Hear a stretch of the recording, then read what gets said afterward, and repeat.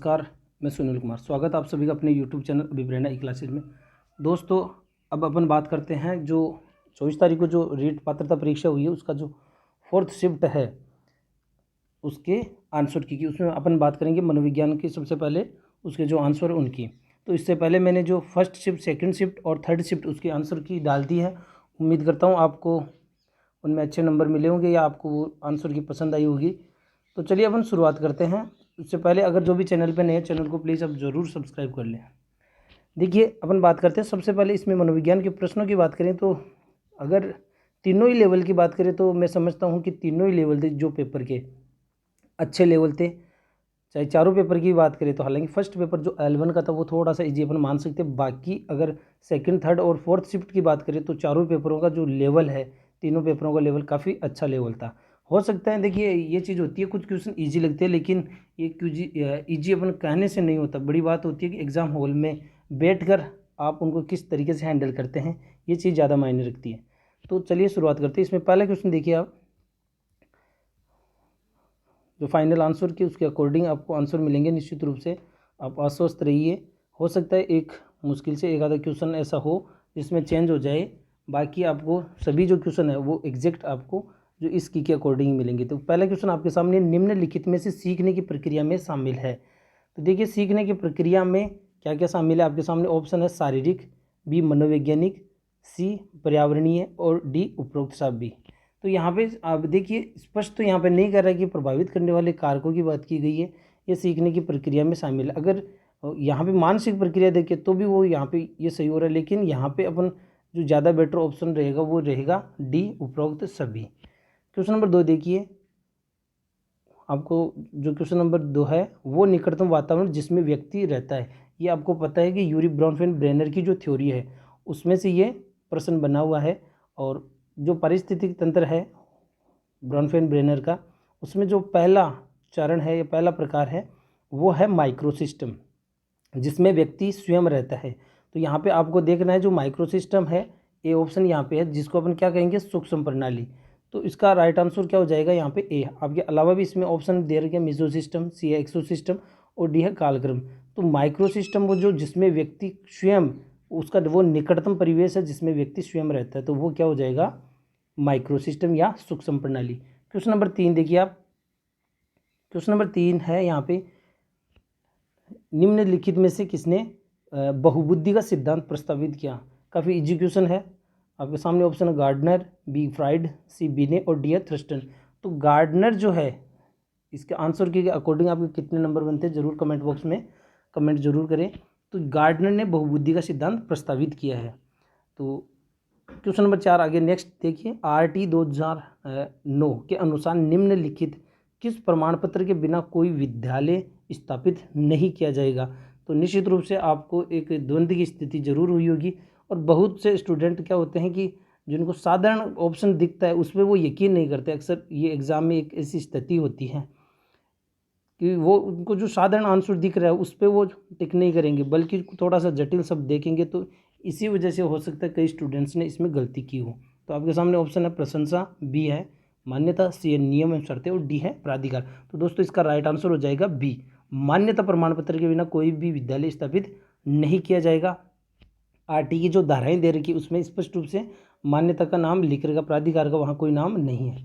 Next question number 5 आपके सामने है, अनुभव द्वारा उत्पन्न व्यवहार या क्षमता में किसी भी अपेक्षाकृत स्थायी परिवर्तन को अपन क्या कहते हैं। तो आपको पता है अभ्यास के परिणाम स्वरूप, जो मॉर्गन किंग की जो परिभाषा है वो यही परिभाषा है कि अभ्यास के परिणाम स्वरूप व्यक्ति के व्यवहार में होने वाले अपेक्षाकृत जो स्थायी परिवर्तन है उसको हम अधिगम कहते हैं। तो आपके सामने ऑप्शन है अधिगम, विचारण, सी अनुभूति और डी है प्रेरणा। तो इसका राइट आंसर हो जाएगा क्वेश्चन नंबर 5 में ए अधिगम। नेक्स्ट क्वेश्चन नंबर 6 देखिए, RT अधिनियम 2009 के अनुसार प्रारंभिक शिक्षा का अर्थ है। प्रारंभिक शिक्षा का अर्थ क्या है। आपके सामने ऑप्शन है ए पहली कक्षा से 8वीं कक्षा तक की शिक्षा, बी प्रथम श्रेणी से पहले की शिक्षा, सी 8वीं से 12वीं तक की शिक्षा और डी माध्यमिक शिक्षा। तो पहली से जो 8वीं तक की जो शिक्षा है वो किसके अंतर्गत आती है, प्रारंभिक शिक्षा के अंतर्गत आती है। आपको पता है 1 से 5 तक की जो शिक्षा है वो किस में आती है, वो प्राथमिक में आती है। आपको यहाँ पे प्रारंभिक की बात की है, और 6 से 8 की जो है वो उच्च प्राथमिक में आती है। 6 से 8 किस में आती है, उच्च प्राथमिक। तो आपको यहाँ पे प्रारंभिक की बात की तो प्रारंभिक के अंतर्गत 1 से 8वीं तक की शिक्षा आ जाएगी। नेक्स्ट क्वेश्चन नंबर 7 देखिए। क्वेश्चन नंबर 7 आपके सामने, आनुवांशिकता तंत्र के अध्ययन के क्षेत्र में नवीन शोध किस दिशा की ओर अग्र है। देखिए अनुसंधान में थोड़ा सा आपको हो सकता है ये चीज़ नहीं पढ़ी हो, लेकिन फिर भी अपन मनोविज्ञान की बात चल रही है तो निश्चित रूप से अपन देखते हैं कि जो प्रयोग है वो अक्सर किन के ऊपर किए जाते हैं और वो किस दिशा की ओर अग्रसर है, यहाँ पे अपन कह सकते हैं। आपके सामने ऑप्शन है कोशिका विज्ञान, बी है जीवमिति, सी जानवरों का प्रायोगिक प्रजनन और डी है उपरोक्त सभी। तो इसका राइट आंसर हो जाएगा जानवरों का प्रायोगिक प्रजनन। क्वेश्चन नंबर 8 देखिए। क्वेश्चन नंबर 8 आपके सामने, आरटी अधिनियम 2009 शिक्षकों के लिए प्रति सप्ताह कितने घंटे काम करने का निर्देश देता है। तो बार बार ये हर पेपर में 1-2 पेपर में पूछा गया है अलग अलग शिफ्टों में। तो इसका जो राइट आंसर क्या हो जाता है, आपके सामने ऑप्शन है ए 40 घंटे, बी 45 घंटे, सी 42 घंटे और डी 48 घंटे। इसका राइट आंसर हो जाएगा बी 45 घंटे। क्वेश्चन नंबर 9 देखिए, निम्नलिखित में से कौन व्यक्तित्व का जैविक निर्धारक नहीं है। व्यक्तित्व का जैविक निर्धारक नहीं है। तो देखिए आपके सामने ऑप्शन है तंत्रिका तंत्र, ये तो जैविक निर्धारक के अंतर्गत आता है, आपको पता है। दैहिक संरचना भी इसके अपन कह सकते हैं जैविक निर्धारक के अंतर्गत आती है, और जो ग्रंथियाँ है वो भी जैविक निर्धारक के अंतर्गत आती है। तो अगर बाकी चीज़ें आपकी क्लियर है तो आपको पता लग सकता है कि क्वेश्चन नंबर जो 9 है इसमें क्या होगा। क्वेश्चन नंबर 9 है उसमें राइट आंसर हो जाएगा डी। क्वेश्चन नंबर 10 देखिए, निम्नलिखित में से कौन आनुवांशिकता का सामान्य नियम नहीं है। आनुवांशिकता का सामान्य नियम देखिए आपके सामने ऑप्शन ए प्रगति, बी रूपांतर, सी प्रतिगमन और डी है जैसे पैदा होते हैं। तो यहाँ पे रूपांतरण का जो नियम है वो भी अपन कह सकते हैं इसमें आनुवांशिकता के नियमों के अंतर्गत आता है। प्रतिगमन का नियम है वो भी इसके अंतर्गत आता है। और फिर है लाइक बिगेट्स लाइक, यानी बच्चे जैसे पैदा होते हैं। तो इसको अपन कह सकते हैं समानता का नियम अपन कहते हैं। जैसे माता पिता होते हैं उसकी जो संतान उसी के अनुरूप होते हैं, जैसे बुद्धिमान माता पिता के बुद्धिमान संतान का होना। तो ये 3 है। बाकी जो इसमें क्या हो जाएगा, क्वेश्चन नंबर 10 जो है उसका राइट आंसर हो जाएगा ए, ये है आनुवंशिकता का सामान्य नियम नहीं है। क्वेश्चन नंबर 11 आपके सामने है। क्वेश्चन नंबर 11 देखिए, वैज्ञानिक अनुसंधान करने की दिशा में निम्नलिखित में से कौन सा एक कदम नहीं है। अधिकतर आप क्वेश्चन देखोगे उसमें यही चीज़ है, कौन सा ऑप्शन इसमें नहीं है। नहीं तो यहाँ पे देखिए चाहे वो आप मौलिक अनुसंधान की बात करें चाहे क्रियात्मक अनुसंधान, सभी प्रकार के अनुसंधान में सबसे पहली बात आती है समस्या के बारे में एक सामान्य पहचान है, उसकी अवधारणा क्लियर करना। फिर है संशोधन, शोध निष्कर्ष। आप जो अपन कर सकते हैं हाइपोथेसिस, परिकल्पना अपन बनाते हैं ठीक, या उपकल्पना अपन बनाते हैं, उसमें ज़रूरी नहीं कि हमने जो उपकल्पना या परिकल्पना बनाई है उससे हमारी समस्या का समाधान हो। एक बच्चा जैसे विद्यालय से जल्दी भाग रहा है तो उसके पीछे कारण कई हो सकते हैं, लेकिन आपने जो परिकल्पना बनाई है संभावित जो समाधान, वो ज़रूरी नहीं है कि वो उस बच्चे पर अप्लाई हो। तो अपन कह सकते हैं तो अनुसंधान के अंतर्गत ये भी चीज़ आती है। संशोधन सी है आधार सामग्री का एकत्र करना। तो आपकी समस्या का समाधान कौन कौन लोग कर सकते हैं, उन लोगों को संगठित करना, या जो मानव संसाधन है जो उसकी आपकी समस्या से संबंधित सहायता कर सकते हैं। तो यहाँ पे जो तीनों ऑप्शन हो रहे, तो क्वेश्चन नंबर जो 11 इसका राइट आंसर क्या हो जाएगा डी। यह इसका निम्नलिखित में से ये जो वैज्ञानिक अनुसंधान का एक कदम नहीं है। क्वेश्चन नंबर 12 देखिए, परीक्षण की काफ़ी महत्वपूर्ण क्वेश्चन है। परीक्षण की ये जो क्वेश्चन है मैंने जस्ट 2-3 दिन पहले जो पेपर मैंने 2-3 पेपर करवाए थे उसमें मैंने पूछा था कि विश्वसनीयता का संबंध किससे है। तो उस ऑप्शन में मैंने ऑप्शन डाला था संगतता से। विश्वसनीयता का संबंध किससे है, उसकी जो कंसिस्टेंसी है उससे है संगतता, यानी एक बार जो नंबर प्राप्त हो रहे हैं दूसरी बार उसमें अब संगतता है या नहीं है, या समानता अपन कह सकते हैं। जैसे मैं उदाहरण लूँ कि जैसे मान लीजिए किसी बालक पर कोई पेपर आयोजित किया गया और एक टीचर को ये लगा कि ये नंबर तो उसके वास्तविक नहीं है, तो वैसी स्थिति में उस पर जैसे मान लीजिए 2 पेपर उस पर आयोजित किए गए, 2 पेपर गए। पहले जो पेपर आयोजित किया गया ठीक, उसमें उसके 70 नंबर थे। दूसरा पेपर आयोजित किया गया उसमें 71 नंबर थे। और तीसरा पेपर जैसे मान लीजिए आयोजित किया गया तो उसमें 69 नंबर थे। तो यहाँ पे जो नंबरों में उसमें संगतता है, संगतता यानी वो लगभग अपन कह सकते हैं उनमें कोई खास अंतर नहीं है। तो यहाँ पे संगतता के कारण बात आ रही है, तो यहाँ पे अपन कहेंगे इसमें विश्वसनीयता। अब देखिए क्वेश्चन को समझिए, यहाँ पे 2 विभिन्न अवसरों पर एक ही परीक्षण, यानी आप चाहे वो गणित विषय से ले रहे हैं या किसी अन्य विषय से, किसी व्यक्ति द्वारा प्राप्त लब्धांकों की संगति से है, तो उसको जो प्राप्त होने वाले अंकों की संगतता का संबंध किससे है, इसका राइट आंसर हो जाएगा विश्वसनीयता। बहुत स्टूडेंट्स ने हो सकता है वस्तुनिष्ठता किया होगा। तो क्वेश्चन नंबर 12 में आपके सामने ऑप्शन कही थे वैधता। वैधता क्या है, जिस उद्देश्य के लिए हम कोई कार्य कर रहे हैं अगर उनकी पूर्ति होती है तो वो वैधता है। वस्तुनिष्ठता में क्या होता है कि जो अपन कह सकते अंकन करने वाले जो शिक्षक होते हैं वो अलग अलग होते हैं, वो अलग अलग होते हैं, और उस बालक पर जो अपन कह सकते हैं उसके जो अंक प्राप्त होते हैं उनमें ये देखा जाता है कि उसके जो नंबर है वो अलग अलग है या सेम आ रहे। दो शिक्षकों के द्वारा अंकन करने के बावजूद भी उसके नंबरों में समानता है, तो हम ये मानेंगे कि उसमें वस्तुनिष्ठता का गुण है।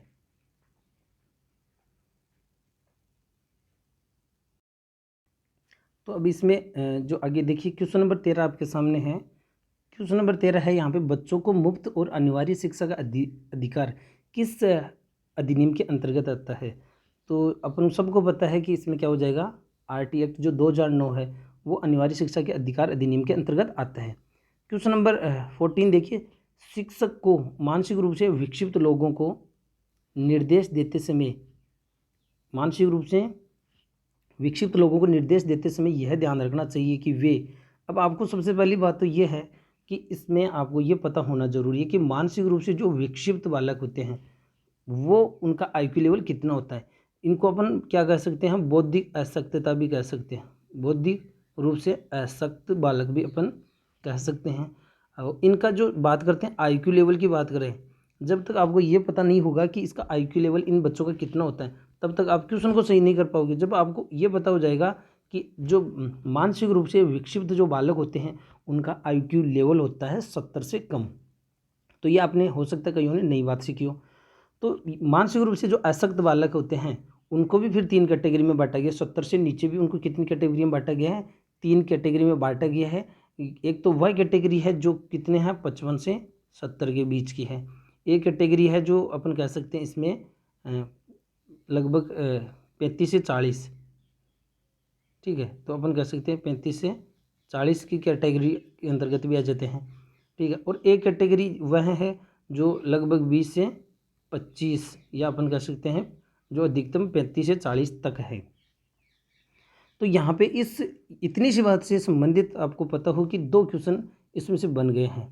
यहीं से इस बौद्धिक आवश्यकता का जो टॉपिक आपको इस ऐप पे, अगर आप नए हैं तो चैनल को जरूर सब्सक्राइब करें। यहाँ पे मैंने ऑटिज्म से संबंधित एक आधा घंटे का जो वीडियो ADHD है उसका मैंने वीडियो डाला, उसमें बौद्धिक आवश्यकता के बारे में 10 मिनट का एक वीडियो डाला हुआ है, उसमें ये सब चीज़ें बताई गई है। आपको ये पता होना चाहिए कि सामान्य बौद्धिक रूप से अशक्त वाला उसका आईक्यू लेवल कितना होता है, तो आप वहाँ पे ये नहीं बताओगे कि 70, वो गलत हो जाएगा। उसका आईक्यू लेवल आपको बताना है, अपन कह सकते हैं 50 से 55 के बीच में, ठीक है, यानी 35 से अधिक और कितना 50 से 55 का। तो ये हो गया, अपन कह सकते हैं 35 से 40 और उसके बाद में 50 से 55 और 55 से 70। तो अलग अलग क्वेश्चन बनते हैं, सिर्फ रटे रटाई चीज़ें नहीं चलती हैं। लेकिन इतना ही नहीं है कि थार्नडाइक पावलो स्किनर का सिद्धांत अपने पढ़ लिया और मनोविज्ञान अपनी क्लियर हो गई। बहुत ऐसी डीप चीज़ें होती है जिनको एक समय से ही हमें वो चीज़ें क्लियर होती है, जल्दीबाजी करने से वो सब चीज़ें क्लियर नहीं होती है। तो यहाँ पे अपन मैंने जो मुख्य बात कर रहा था कि मानसिक रूप से विक्षिप्त लोग हैं, अब मानसिक रूप से विक्षिप्त लोग जो उनका आईक्यू लेवल होता है 70 से कम। अब 70 से जो कम होंगे उनको आप क्या कुशलता के से संबंधित उनको कार्य सौंपोगे। अगर इतनी बात है कि अब निश्चित रूप से आप ऑप्शन को निकालोगे कि क्या है। आपको पता है कि जो औसत जो होते हैं 90 से 109 होते हैं, औसत का कितना आईक्यू है 90 से 109। जब औसत का ये है तो उससे नीचे जो है उससे भी काफ़ी नीचे है 70 से नीचे। अब जो 70 से नीचे तो वो बालक जो है अपन कह सकते हैं परीक्षा में तो शामिल ही नहीं हो सकते भाई। औसत बालक से भी पीछे, औसत का भी कितना होता है 90 होता है, लेकिन ये तो क्या है 70 से भी नीचे हैं, तो परीक्षा उत्तीर्ण नहीं कर सकते। अब उनको आपको ये ध्यान रखना चाहिए कि उनको व्यवसायिक कौशल आप सिखा सको। तो क्वेश्चन नंबर 14 में क्या हो जाएगा, बी हो जाएगा। क्वेश्चन नंबर इसमें 14 में देखिए सी ऑप्शन क्या कर रहा है, सामान्य बच्चों के साथ प्रतिस्पर्धा के लिए कड़ा परिश्रम। अब आपको पता है कि इनका आईक्यू लेवल 90 से 109 है, इनका आईक्यू लेवल 70 है, तो उनसे वो प्रतिस्पर्धा कैसे करेंगे। और लगातार प्रतिस्पर्धी खेलों में समय, तो खेल के लिए भी एक औसत आईक्यू का होना जरूरी है, ये भी एक महत्वपूर्ण बात है। तो वो भी अगर नहीं है तो वो बच्चा उनके साथ कैसे प्रतिस्पर्धा करेगा। तो निश्चित रूप से अपने आप ही आपको ऑप्शन निकल गया, लेकिन बात यह है कि आपको क्वेश्चन को समझना होगा। आप क्वेश्चन को नहीं समझोगे तब तक आंसर ऑप्शन को कितनी बार देखो कुछ नहीं होगा। आप क्या करोगे, ज़्यादा से ज़्यादा से ये लंबी लाइन है सी वाला ऑप्शन, तो आप कर दोगे ये ऑप्शन। तो यही वजह है कि अपन अच्छे नंबर प्राप्त नहीं कर पाते। तो क्वेश्चन नंबर जो 14 है आप कंप्लीट हो गए। तो ये चीज़ है। क्वेश्चन नंबर 15 देखिए। क्वेश्चन नंबर 15 है पारितोषिक तथा दंड के माध्यम से सीखना है। मैं कहता हूँ कई बार कि एवरेज नंबर तो सब लेकर आते हैं 20 नंबर 22 नंबर, लेकिन आप कैसे 26 27 28 नंबर तक पहुँच सकते हैं। ये सिर्फ एक लंबे समय तक आपकी तैयारी पर ही डिपेंड करेगा। हर एक चीज़ों को क्लियर करना पड़ेगा और उसमें बहुत समय लगता है। हमको भी काफ़ी समय लगा है, तब जाके हम एक एक बारीक चीज़ें क्लियर कर पाए। तो आप भी धैर्य रखें, समय इन सब चीज़ों में लगेगा ही। फिर यहाँ पे पारितोषिक तथा दंड के माध्यम से सीखना है। ए प्रेक्षणात्मक अधिगम, बी सामाजिक अधिगम, सी क्रिया प्रसूत अधिगम और डी है यहाँ पे शास्त्रीय अनुबंधन। तो पुरस्कार एवं दंड की जो बात है कौन करता है, क्रिया प्रसूत अधिगम सिद्धांत में स्किनर। नेक्स्ट क्वेश्चन नंबर 16 देखिए। क्वेश्चन नंबर 16 आपके जो फ्राइड के अनुसार व्यक्तित्व के प्राथमिक संरचनात्मक तत्व की बात की गई है। उसकी संरचना में तो अपन बात करते हैं मोटे तौर पे चेतन, अवचेतन और अचेतन, ये 3 प्रकारों की। लेकिन यहाँ पे तत्वों की जो बात की गई है आपके सामने ऑप्शन है इदम अहम परायम, सी है आनंद के सिद्धांत और डी है रक्षात्मक प्रतिक्रिया। तो दोस्तों इसका जो राइट आंसर हो जाएगा इदम अहम और परायम है, जो व्यक्तित्व के प्राथमिक संरचनात्मक इड, ईगो और सुपर ईगो, ये उसके प्राथमिक संरचनात्मक तत्व कहलाते हैं। क्वेश्चन नंबर 17 है स्थिर अवस्था बनाए रखने के लिए शरीर की प्रवृत्ति को कहा जाता है। आपके सामने ऑप्शन है समस्थिति, बी संतुलन, सी बढ़ावा देना, डी प्रेरणा। तो इसका राइट आंसर हो जाएगा समस्थिति। शरीर की प्रवृत्ति को कहा जाता है स्थिर अवस्था बनाए रखने के लिए समस्थिति। क्वेश्चन नंबर 18 देखिए, काफ़ी महत्वपूर्ण क्वेश्चन। सीता एक डे केयर सेंटर में काम करती है और वेतन कम है और काम के घंटे लंबे, यानी वेतन कम है और वहाँ पे कार्य ज़्यादा है, लेकिन वो बच्चों के आसपास रहना पसंद करती है। उच्च वेतन वाली नौकरी की तलाश करने की कोई इच्छा नहीं रखती, यानी उसको ज़्यादा वो पुरस्कार के उद्देश्य से वो वहाँ पे कार्य नहीं कर रही है। सीता की प्रेरणा किस प्रकार की है, तो वो बाहरी जो कारकों से प्रभावित नहीं है। तो आपको खुद को पता चल गया अब इसका ऑप्शन क्या होगा। आपके सामने ऑप्शन है ए आंतरिक, बी बाह्य, सी स्वार्थी और डी है बाहरी। तो इसका राइट आंसर हो जाएगा आंतरिक विप्रेरणा। क्वेश्चन नंबर 19 देखिए। प्रतिभाशाली की पहचान में हमें प्राथमिकता देनी चाहिए। किस बात को आप प्राथमिकता देंगे, आपके सामने ज़्यादा प्राथमिकता की बात की गई है। देखिए आपके सामने ऑप्शन है माता पिता की राय, बी वस्तुनिष्ठ परीक्षा का परिणाम, सी शिक्षकों की राय और डी है सामुदायिक दृष्टिकोण। आप एनसीईआरटी अगर आपने 12th की किताब पढ़ी है तो वहाँ पे शिक्षकों की राय भी दे रखा है, लेकिन यहाँ पे आपको इन चारों में से प्रतिभाशाली वालों की प्राथमिकता के लिए आप किसको महत्व दोगे। तो इसका राइट आंसर हो जाएगा वस्तुनिष्ठ परीक्षा परिणाम हो। उपरोक्त सभी में आता है, तो अपन कह सकते हैं इन सामुदायिक दृष्टिकोण कई ऑप्शनों को अपन ले सकते थे, लेकिन यहाँ पे सबसे बेस्ट ऑप्शन रहेगा बी। क्वेश्चन नंबर 20 जो आपके सामने है, निम्नलिखित में से कौन सा संज्ञानात्मक कार्य पद्धति के स्वस्थ स्तर को बनाए रखने में मदद करने के लिए उपयुक्त नहीं है। अपन साधारण भाषा में ये समझ सकते हैं कि व्यक्ति का संज्ञानात्मक विकास या उसका संज्ञान है उसको स्वस्थ बनाने के लिए या उसका विकास करने के लिए किन कौन चीज़ें उसके लिए सहायक हो सकती है। आपको पता है आपके सामने ऑप्शन है क्रीड़ा में भाग लेना, बी क्रॉस वर्क पहली पर काम करना, सी आसीन जीवन शैली और डी है पठन करना। तो देखिए क्रीड़ा जो शैली है उसमें व्यक्ति के सर्वांगीण पक्षों का विकास होता है। सर्वांगीण पक्षों का मतलब अपन कह सकते हैं उसके संज्ञानात्मक, भावात्मक और मनोक्रियात्मक। तो ये भी सही है। क्रॉसवर्ड जो पजल्स है उससे भी उसका संज्ञानात्मक विकास होता है। समस्या व्यक्ति के सामने आती है तो वो चिंतन करता है और यहाँ से धीरे धीरे उसका संज्ञानात्मक विकास होता है। तो व्यक्ति के पढ़ने से भी उसका संज्ञानात्मक विकास होता है, उसकी तार्किक शक्ति बढ़ती है, उसका ज्ञान बढ़ता है। तो यहाँ पे जो ए बी और डी ऑप्शन यहाँ पे है, तो ये जो है आसीन जीवन, आसीन यानी एक तरीके से अपन कह सकते हैं इसको निष्क्रिय जीवन। निष्क्रिय जीवन है व्यक्ति के लिए संज्ञानात्मक विकास में बाधक है, या अपन कह सकते हैं उससे संज्ञानात्मक विकास उसका नहीं होता है। नेक्स्ट क्वेश्चन नंबर 21 देखिए आप। क्वेश्चन नंबर 21 है जीवन अस्तित्व के संघर्ष और उत्तरजीविता की एक सतत श्रृंखला प्रस्तुत करता है। ये किसके द्वारा कहा गया है, तो दोस्तों इसका जो राइट आंसर हो जाएगा डार्विन। क्वेश्चन नंबर 22 है पियाजे द्वारा दिए गए संज्ञानात्मक विकास के सिद्धांत में निम्नलिखित में से कौन सा विकास का एक प्रमुख काल नहीं है। आपको पता है संज्ञानात्मक विकास का जो सिद्धांत है वो किसने दिया, जीन पियाजे ने दिया, और उन्होंने संज्ञानात्मक विकास की 4 अवस्थाएं बताई है। पहला संवेदी प्रेरिक जो अवस्था, संवेदी पेशी अवस्था, फिर पूर्व संक्रियात्मक और एक औपचारिक संक्रियात्मक, थर्ड जो है मूर्त संक्रियात्मक वो यहाँ पे दिया नहीं है। तो इसका कौन सा एक भाग नहीं है 4 प्रकारों में, तो ये चक्रीय चरण है वो संज्ञानात्मक विकास जो पियाजे द्वारा दिया गया एक प्रकार नहीं है। क्वेश्चन नंबर 23 देखिए, जब कोई व्यक्ति सूचनाओं को संसाधित कर रहा है, मैनिपुलेट कर रहा है, तो मस्तिष्क में चलने वाली मानसिक गतिविधि जो अपन कह सकते हैं प्रक्रिया है, मानसिक प्रक्रिया क्या कहलाती है? आपके सामने ऑप्शन है अधिगम, बी है मानसिक कल्पना, सी विचारण और डी है संकल्पना। तो आपको सबको पता है इसका जो राइट आंसर हो जाएगा विचारण, अधिगम नहीं होगा यहाँ पे। थिंकिंग जिसको अपन कह सकते हैं विचारण, या अपन क्या कहते हैं इसको चिंतन। मानसिक जो गतिविधि है समस्या और समस्या के समाधान के बीच में चलने वाली एक जो मध्यस्थ प्रक्रिया उसको अपन क्या कह सकते हैं चिंतन। नेक्स्ट क्वेश्चन नंबर 24 देखिए, आपको बुद्धि लब्धि का सूत्र पूछा गया, तो आप सबको पता है बुद्धि लब्धि का सूत्र क्या है, मानसिक आयु बटे वास्तविक आयु इंटू 100। तो मेंटल एज अपॉन अपन कह सकते हैं इसमें mental as upon chronological age into 100। तो यहाँ पे इसका राइट आंसर हो जाएगा ए, मानसिक आयु बटे वास्तविक आयु इंटू 100। तो यहाँ पे देखिए राइट आंसर क्या हो गया ए। क्वेश्चन नंबर 25 देखिए, असिमिलेशन इज, असिमिलेशन का मतलब होता है, आपको पता है कि पियाजे की एक संप्रत्यय है आत्मसातग्रहण। क्या है आत्मसातग्रहण? हम सामान्य भाषा में कहते हैं पूर्व ज्ञान के आधार पर नवीन ज्ञान। ये बात आपको कहाँ पे मिल रही है? व्यक्ति अपने पूर्व ज्ञान को अपन क्या कहेंगे स्कीमा, पूर्व ज्ञान को पियाजे क्या कहता है स्कीमा। और स्कीमा अपन कह सकते हैं जो हमारे पास ज्ञान है उस ज्ञान का जो संगठन है वो क्या कहलाता है स्कीमा कहलाता है।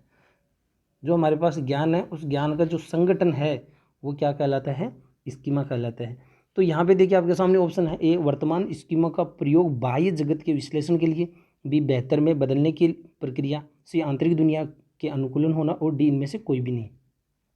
तो देखिए यहाँ पे मैंने कहा पूर्व ज्ञान के आधार पर नवीन ज्ञान, तो यहाँ पे वर्तमान स्कीमा यानी आपके पास पूर्व ज्ञान और उसका प्रयोग कर उसके आधार पर व्यक्ति क्या करता है अपने ज्ञान का संगठन जो स्कीमा उसके आधार पर नवीन ज्ञान यानी बाह्य जगत का विश्लेषण करता है। और वो देखता है कि जैसे साधारण भाषा में कहते हैं कि एक बालक जो है मान लीजिए उसको किसी जानवर के बारे में बताया गया कि ये जो जिस जानवर की जो गर्दन है वो लंबी होती है, तो उसने माइंड में ये बना लिया कि हाँ अगर जिस जानवर की जो गर्दन है लंबी होती है वो ऊँट होता है। तो यहाँ पे उसने बाहर जैसे देखा मान लीजिए उसको ऊँट दिखाई दिया, तो ये एक साधारण विशेषता, पहली बात उसने एक स्कीमा निर्माण कर ली। अब उस स्कीमा के आधार पर उसने कई चीज़ें और अपने संज्ञान में ऐड की, जिसमें अपन कह सकते हैं आत्मसात कि जो ऊँट होता है उसके शरीर पे कुबड़ भी होता है, या अपन कह सकते हैं वो रेगिस्तान में अक्सर देखने को मिलता है। तो पूर्व ज्ञान के आधार पर कुछ नवीन चीज़ें हम स्वयं ऐड करते हैं जिसको अपन कहते हैं आत्मसातीकरण या असिमिलेशन या सदृशीकरण। क्वेश्चन नंबर 26 देखिए, तो क्वेश्चन नंबर 25 में राइट आंसर हो जाएगा ए। क्वेश्चन नंबर 25 में क्या हो जाएगा ए। क्वेश्चन नंबर 26 देखिए, शिक्षा के 3 प्रमुख आधार है। शिक्षा के 3 प्रमुख आधार कौन कौन से? मेरे हिसाब से आपको ज़्यादा बताने की जरूरत नहीं है। शिक्षक, छात्र और पाठ्यक्रम, ये 3 शिक्षा के 3 प्रमुख आधार है। क्वेश्चन नंबर 26 में है। क्वेश्चन नंबर 27 आपके सामने डिसलेक्सिया, बहुत बार आ गया ये क्वेश्चन। और तो डिसलेक्सिया का जो संबंध किससे है आपको पता है, पठन संबंधी विकार से है। इसका डिसकैल्कुलिया, ठीक है, इसका डिसग्राफिया, ठीक है, और ये होता है डिसमॉर्फिया। क्वेश्चन नंबर 28 देखिए, व्यक्ति को चित्रों की एक श्रृंखला दिखाई जाती है और उसे एक कहानी बनाने के लिए कहा जाता है। यह कौन सी प्रक्षेपी तकनीक के अंतर्गत है? तो आपके सामने सबसे पहली बात तो ये क्वेश्चन को मैं बार बार कह रहा हूँ, क्वेश्चन को अगर आपने समझ लिया है तो बाकी आपको फालतू ऑप्शन देखने की जरूरत नहीं है। सबसे पहली बात ये देखो कि आपको प्रक्षेपी तकनीक के अंतर्गत कौन कौन ऑप्शन है। प्रक्षेपी तकनीक के अंतर्गत 2 ही है, कथानक संप्रत्यय परीक्षण और रोड्स शाही डब्बा परीक्षण। लेकिन यहाँ पे देखिए कहानी बनाने के लिए किसमें कहा जाता है, कहानी बनाने का जो बात है कथानक, देखिए कथा शब्द भी इसमें दे रखा है, तो यहाँ पे कथानक संप्रत्यय परीक्षण जो है थेमेटिक एप्रिसिएशन टेस्ट, जिसमें कुल कितने कार्ड होते हैं 31 कार्ड होते हैं, 30+1। तो यहाँ पे question number 28 complete. Question number 29 देखिए, क्वेश्चन नंबर 29 है, निम्नलिखित में से कौन सी व्यक्तित्व का आकलन करने के लिए एक व्यक्तिगत विधि नहीं है। ये भी काफ़ी बारीक क्वेश्चन है, हो सकता है बहुत से स्टूडेंट ने इसको भी गलत किया। भाई केस स्टडी है, व्यक्ति की अपन कह सकते हैं विशिष्ट इकाई का अध्ययन करने के लिए केस स्टडी का प्रयोग कर रहे हैं, तो वो तो व्यक्तिगत विधि है। फिर आता है साक्षात्कार, वो भी व्यक्तिगत सूची। अब आपके सामने दो ऑप्शन बचे, वस्तु सूची तकनीक और निर्धारण मापनी। इन्वेंट्री एक तरीके की प्रश्नावली जिसको अपन कह सकते हैं अनुसूची। ये जो है कौन सी तकनीक है, अनुसूची, इसका नाम अलग यहाँ पे वस्तु सूची दे दिया। तो अनुसूची में भी क्या होता है, व्यक्ति के सामने ही जो अपन कह सकते हैं कोई व्यक्ति होता है उसके सामने एक पेपर पे क्वेश्चन दे दिए जाते हैं और वो उन क्वेश्चनों के आधार पर टिक करता जाता है। लेकिन यहाँ पे अनुसूची में क्या होता है, उस शिक्षक के सामने उस व्यक्ति का होना जरूरी है। जैसे अपन टेस्ट लिए जाते थे तो शिक्षक के साथ पास में 8-10 क्वेश्चन होते थे और वो शिक्षक आपके सामने उस पेज को रख देता है और आपको उन क्वेश्चनों के आधार पर आंसर देना होता है, तो वो अनुसूची तकनीक है। अब एक आपके सामने ऑप्शन बचा निर्धारण मापनी। आपको पता है निर्धारण मापनी को क्या कहते हैं, रेटिंग स्केल कहते हैं। क्या कहते हैं, रेटिंग स्केल। इसमें क्या होता है कि कई व्यक्तियों के अनुभवों के आधार पर, जैसे मान लीजिए कोई व्यक्ति है किसी ऑफिस में कार्य कर रहा है, तो उसके साथ में कार्य करने वाले जो व्यक्ति होते हैं उनसे उसके बारे में जो जानकारी प्राप्त करके उसके जो तथ्य है उसके आधार पर एक किसी व्यक्ति के बारे में व्यक्तित्व का निर्धारण किया जाता है। जैसे मान लीजिए 5 व्यक्ति है और 5 व्यक्तियों ने यहाँ पे 5 राय होती है, यहाँ पे ये बिल्कुल सही है, थोड़ा कम है, बहुत ज़्यादा अच्छा, अलग अलग ही है। तो इनमें से जैसे मान लीजिए 3 की राय एक तरफ है और 5 इसमें विषम होंगे, या तो 3 होंगे या 5 होंगे या 7 होंगे। तो जैसे 3 का जो राय है एक तरफ है तो वैसे उस व्यक्तित्व का पता चल जाएगा। लेकिन यहाँ पे देखिए उस व्यक्ति के बारे में प्रत्यक्ष रूप से कोई पता लगाया नहीं जा रहा है। तो इसका जो राइट आंसर क्या हो जाएगा, क्वेश्चन नंबर 29 का राइट आंसर हो जाएगा, क्वेश्चन नंबर 29 का निर्धारण मापनी रेटिंग स्केल। क्वेश्चन नंबर 30 है, निम्नलिखित में से कौन सा मानसिक मंदता के वर्गीकरण के अंतर्गत नहीं आता है। आपको पता हो, अभी मैंने कहा था कि मानसिक मंदता यानी मेंटल रिटार्डेशन जो है उसके अंतर्गत पहली बात है कि कौन से आईक्यू लेवल कहते हैं। बात यहाँ पे है 70 से कम। 70 से कम, तो 70 से कम में मैंने कहा था कि एक तो वे होते हैं जिनका क्या होता है 55 से 70 होते हैं। सेकंड होते हैं जो अपन कह सकते हैं लगभग 50 से 55 के, ठीक है। कहाँ से 35 से अपन कह सकते हैं, कहाँ से 35 से 55 तक। और थर्ड है 35 तक, ठीक है, अपन कह सकते हैं 25 से 35। तो ये 70 से कम उन्होंने 3 जो भागों में वर्गीकरण किया, जिसको क्या नाम दिया था उन्होंने, निम्न बौद्धिक असक्तता। और सेकंड है अपन कह सकते हैं सामान्य बौद्धिक असक्तता। और थर्ड जो है उसको उन्होंने नाम दिया था उसको नाम दिया था इन्होंने गंभीर मंदता। यहाँ पे देखिए जो एनसीईआरटी की बुक है उसमें हिंदी की अगर आप लैंग्वेज की बात करोगे तो वहाँ पे तीव्र मंदता भी ऑप्शन दे रखा है। तो यहाँ पे लेकिन इंग्लिश टर्मिनोलॉजी की बात करें तो सबसे पहले जो आ जाता है सबसे 55 से 70 वाला वो आता है माइल्ड रिटार्डेशन। सेकंड आता है जो है इसमें मॉडरेट रिटार्डेशन, जो मैंने बताया था 35 से 55 का आ गया, ठीक है। और तीसरा जो प्रकार है वह सेवियर रिटार्डेशन, वो आ जाता है 25 से 35 के अंतर्गत। इंग्लिश टर्मिनोलॉजी में 3 ही वर्ड दे रखे हैं जो अपन कह सकते हैं। ये निम्न बौद्धिक असक्तता, इसमें भी उल्टा है। अपन निम्न बौद्धिक असक्तता में तो सबसे ज़्यादा आईक्यू देखने को मिलेगा और जो गंभीर है उसमें सबसे कम देखने को मिलेगा। तो ये मैं बार बार कह रहा हूँ, छोटी छोटी चीज़ें होती है लेकिन यहाँ पे नंबर छुपे होते हैं। जो चीज़ें आप पढ़ते आ रहे हैं उसमें तो आप क्या पढ़ रहे हो, नई चीज़ें, कुछ नया नहीं है। उससे कुछ हटके अलग चलोगे तो निश्चित रूप से आपको 2-4 नंबर एग्जाम में ज़रूर मिलेंगे। और आपको पता भी है इस चीज़ का कि अब तो जो मेंस है उसमें नेगेटिव मार्किंग भी है। तो ऐसी स्थिति में आपके लिए इस प्रकार का रिस्क आपके लिए जो है जोखिम पूर्ण हो सकता है। तो यहाँ पे मैं कह रहा हूँ फिर से, जो भी चैनल पे नए हैं चैनल को आप जरूर सब्सक्राइब करें। निश्चित रूप से बेहतरीन जो टेस्ट सीरीज है मैं रेगुलर रूप से करवाऊँगा और अगर आप अपने दोस्तों तक शेयर करते हैं तो ये बहुत ही और भी बेहतर होगा। तो यहाँ पे मैंने इन सब चीज़ों को क्लियर कर दिया है। तो इसका राइट आंसर क्या हो जाएगा, इसमें जो तीव्र मंदता है एक्यूट रिटार्डेशन, ये इसके अंतर्गत आता है। हिंदी की मैं बात करूँ तो आपको एनसीईआरटी की जो पेज नंबर, एनसीईआरटी का जो पेज नंबर 12th है उसके 91 पेज नंबर है, वहाँ पे आपको देखने को मिल जाएगा। लेकिन बात वही है, इसका जो इंग्लिश टर्मिनोलॉजी वो वहाँ पे नहीं है। तो आपको कैसा लगा ये वीडियो और आपके कितने नंबर प्राप्त हुए इस टेस्ट सीरीज में अपने कमेंट बॉक्स में ज़रूर कमेंट करो। और हाँ, चैनल को ज़रूर सब्सक्राइब करें ताकि आने वाली जो थ्योरीज है, वीडियोज़ हैं, वो आपको यहाँ पे बेहतर तरीके से सीखने को मिल सके। धन्यवाद।